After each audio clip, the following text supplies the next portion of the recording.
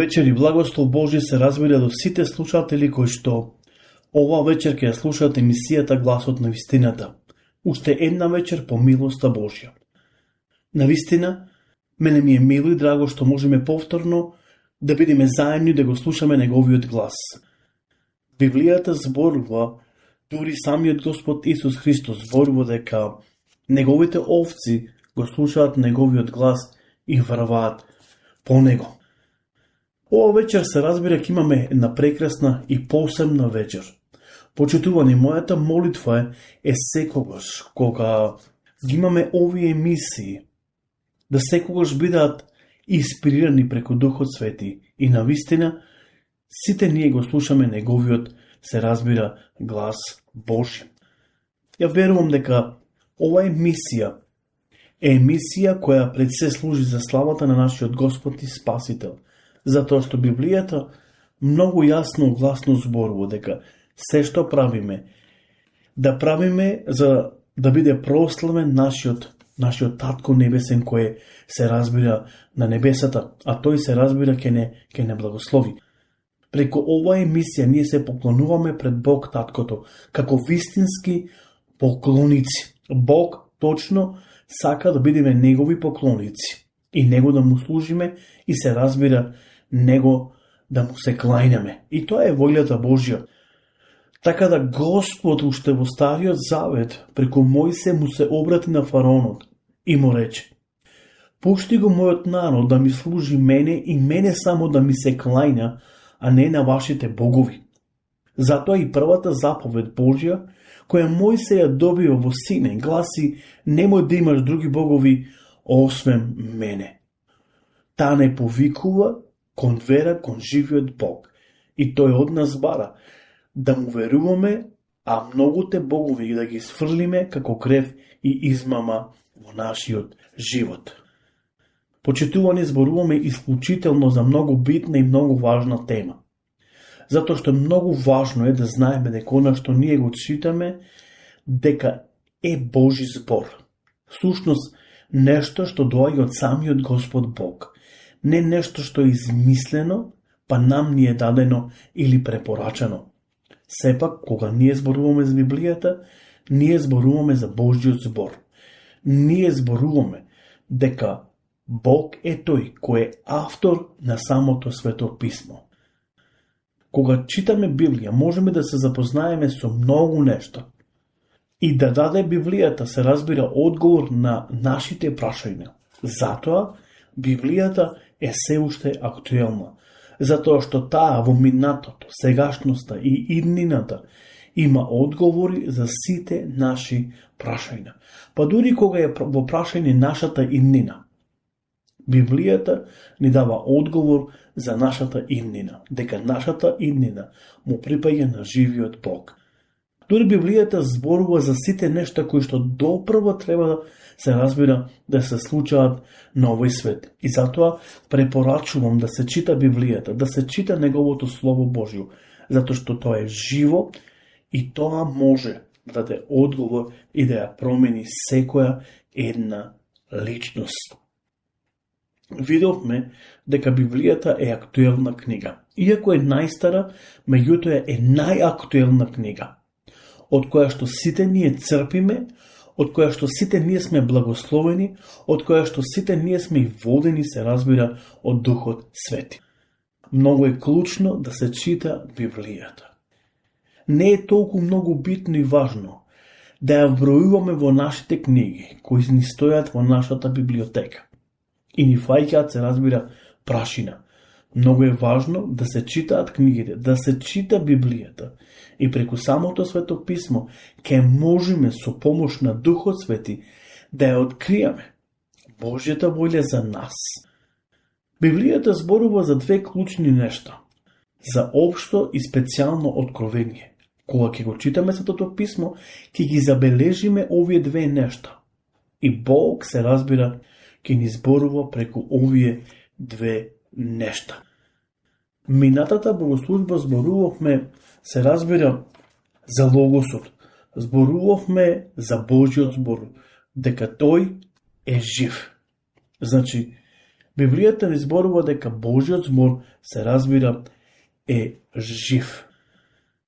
Кога зборуваме тоа дека Божиот збор е жив, тоа значи дека Бог се разбира е жив. И тоа е многу важно за сите нас да знаеме дека Божиот збор е жив. Зошто? Затоа што самиот Господ Бог, кој е творец на небото и земјата, е жив. Зошто Логосот или Словото Божјо е живо и има сила да делува во животите на луѓето. И се разбира, тоа Слово кое делува во животот на луѓето ги променува. Почитувани, не сме ние тие кои ги променуваме животите на луѓето. Напротив, Бог не повикал да видиме инструмент каде Бог ќе се излева преку нас и преку нашата уста, како што тоа во Библијата исклучиво гледаме со многу пророци. И дури меѓу апостолите. Меѓутоа, кога станува збор за промената на луѓето, промената на луѓето доаѓа преку Духот Свети, доаѓа преку бањата на природување, а тоа е, се разбира, Словото на нашиот Господ и Спасител Исус Христос.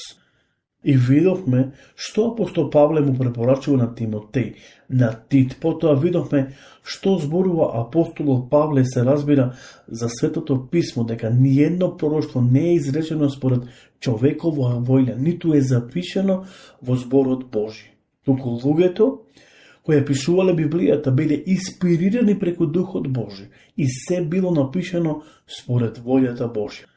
Сите канонски книги кои ги имаме во Светото Писмо се инспирирани од Божиот збор.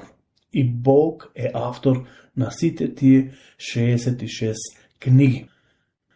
Ние во некои од наредните емисии, се разбира, затоа што имаме пред нас серија предавања на ова прашање, дали Библијата е актуелна, ќе зборуваме на колку делови се дели Библијата, кој е напишал Библијата, на кое место е напишана, зошто е инспирирана, зошто таа е збор Божи и така натаму и така натаму. Но сега реков зборуваме за многу, како што реков, важна тема. Дека зборот Божи има моќ, има сила да ги промени луѓето и така натаму. Почитуване. Сакам да зборуваме, како што реков, и да продолжиме, се разбира, самата тема. По изглед, Библијата е многу слична на другите книги. Што, нели, и самиот Божи Син беше сличен, се разбира, на многу луѓе. Кога ќе читаме се разбира, во Светото Писмо, особено во посланието на Филипјаните, ќе видиме како Библијата зборува по прашање дека Исус, се разбира, бил Бого човек. Значи, по изглед Библијата е многу слична на другите книги, внимавајте. Како што и Божиот Син беше сличен на многу други луѓе.